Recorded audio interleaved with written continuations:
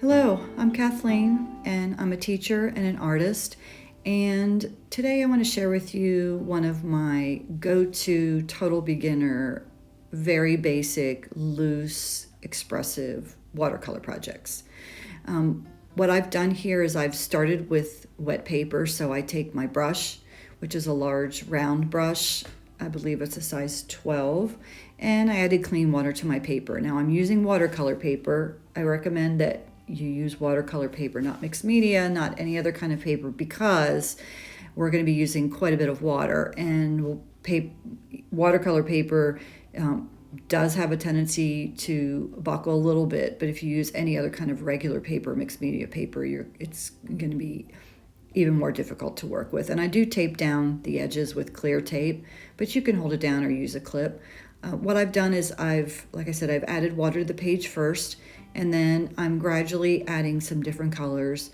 This is what we call a wet on wet technique. So my paint is wet and I'm dropping it onto a wet background. And what that does is allows the paint to move around and blend and really just kind of do what it wants to do, which is the fun part about this project. This is great for beginners, especially those who have never painted before, or even those who have painted maybe with acrylic or oil painting, and they've never done watercolor. Watercolor is a completely different medium. There are a lot of things I love about it, but it can be challenging for students who have never painted before or have used other types of paint. It does react differently. It sometimes has a mind of its own. But this is a great project because it allows it to just move and go where it wants to go. But in the process, there are some things that the students can learn about watercolor painting while you're doing this project. Like I said, the first is called a wet and wet technique. Here, I'm doing a spattering technique. So this is also a fun technique to do with the students. You can do this when your background is dry and the paint will look more like specks, or you can do it while your background is wet, and as you can see, my paint bled into the other areas a little bit. Now what I'm doing is I am adding some darker reddish brown tones. What I recommend to my students is move around the page, go quickly, leave spaces in between. What we're going for here is, this is going to be a fall tree, so we want to have the impression that there's still some sky showing up behind the leaves. This is what I call an intuitive art project.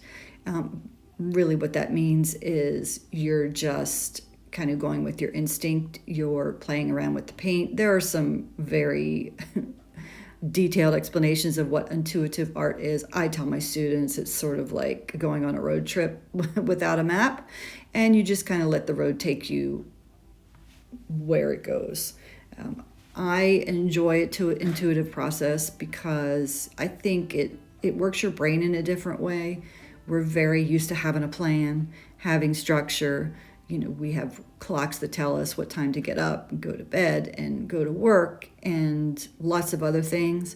And intuitive art for me is really not only a way to work my brain in a different way, but also help me relax and sort of get out of that, I have to do this, I have to do that. With intuitive art, you don't have to do anything a certain way.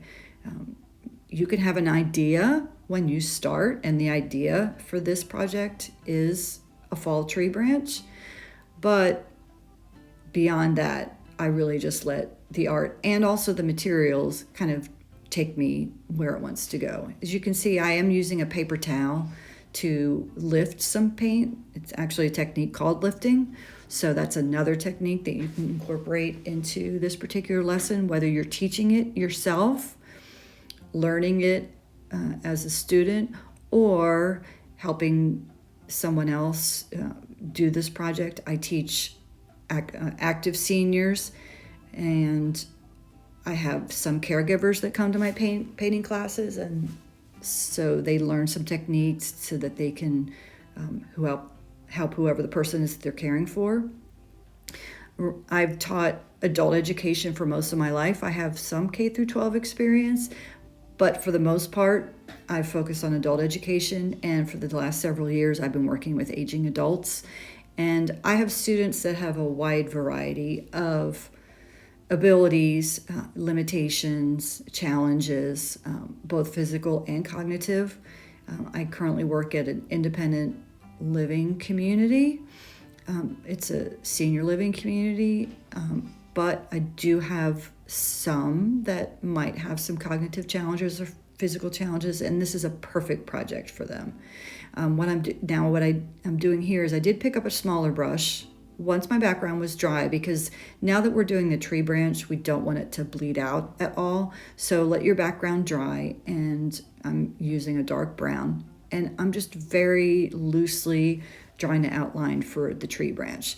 And if you notice, I'm trying to be really squiggly with my tree branch, and this really works well, especially for my older students, because I have some students that are into their 90s, and as you get older, you do start to lose some of the fine motor skills with drawing and painting. And so by coming up with a project that already the tree branch is squiggly, it makes them more comfortable when they can't draw. As they say, I can't draw a straight line. Well, that's good, because we're not doing any straight lines in this class. We're doing tree branches, and tree branches are not straight lines. They're all different, they're all squiggly, and it just makes them feel more comfortable and included in the class, and which is also, I think, really important, and something great about doing an intuitive art, because I feel like it's a very inclusive. Anybody can do this particular project, whether you have fine motor issues. I have students who have vision challenges, other physical challenges, and this particular project is really, really easy for anybody to do, whether they're 5 years old or 95 years old or somewhere in between. Now that my tree branch is dried, I'm dabbing on some darker colors, and I am trying to be random. Like I say, organized chaos is what I tell my students. I'm trying to be random with my brush marks, but as you can see, I am starting to add some leaves to my branches, and I start on the ends, because I have found that sometimes if you have students that sort of start towards the middle, what can happen is it can get a little too filled in. So I tell my students, we have it's not a very tiny brush, it's a medium-sized brush, and I tell them, remember, think of your brush as a ballerina on their on point or on their tiptoes, and sort of dab the top of the brush. You don't want to scrub your brush down. You want to we're just making marks right now. And another fun thing about intuitive painting for me is I just love moving paint around. For me, it's about working with the paint. I love trying to come up with as many different brush marks as I can. And so that's another reason why I really like this project, because I really encourage my students to move the brush around, go this way and that way, and turn it, and you can even rotate your canvas or your paper if you want. You might notice there is something sticking out behind my pad that I'm working on, and that's just a rubber grip. It's a rug gripper. I guess it's a plastic, and you can buy them in any home store or on Amazon, and it just keeps my paper from moving around. Again, here I'm doing some spattering, and as you can see, because my background is dry, the spatter is staying a little bit more. Thank you so much for joining me. I hope that you'll like and subscribe.